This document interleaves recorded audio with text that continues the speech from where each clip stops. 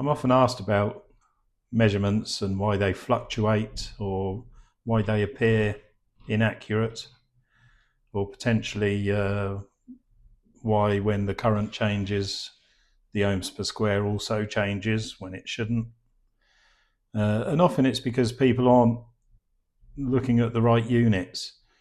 When looking at ohms per square, you're just observing a calculation. The unit's doing its best to perform the calculation 4.5324 times the voltage divided by the current. But if you're not using an appropriate current, then the voltage won't be high enough, and so the calculation will fail. People often leave the unit in ohms per square, but if you leave it in ohms per square, how do you know that the current you're using is yielding a suitable voltage drop? As an example, if I press forward here, I have a metallic sample, and you can see there that the ohms per square value is fluctuating randomly. If I increase the current by times 10 to 1 microamp, the ohms per square value has changed quite markedly. And the reason for that is you're not measuring an appropriate voltage drop.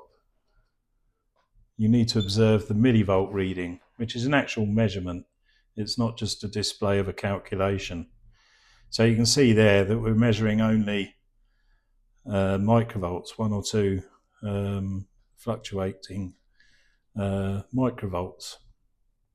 So the current is far too low for a conductive sample such as this. So let's, for instance, to see what should happen, if we're looking at, say, 10 milliamps, far more suitable. We're getting a measurement there. You can see it's pretty stable, 0.482. And in reverse, we're getting 0.495. We can try and zero, see if there's any offset that can be removed. So we've now got 0.488, and in the forward direction, 0.488. So it's almost a perfect measurement. So we can see now that in fact the genuine ohms per square value is around 220, 221 milliohms. So what happens now if we multiply the current by 10 and use 100 milliamps? We're measuring 0.488 millivolts. We should measure around 4.88 millivolts. So increasing it to 100 milliamps, indeed we get 4.882 millivolts, and in reverse minus 4.878.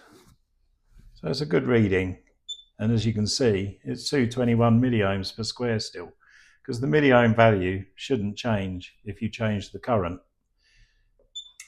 If you find that the milliohms per square value or ohms per square value is changing when you're changing between different currents, then there's an issue with the reading. It may be that the sample isn't suitable, or as shown just now, it may simply be that you're not actually measuring a suitable millivolt drop. So there we have it. On 100 milliamps, we get a steady reading.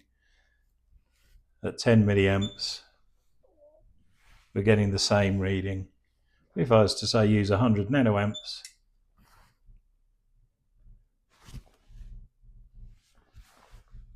we've got 17.2 kiloohms per square. It's changed markedly, and it's clearly incorrect.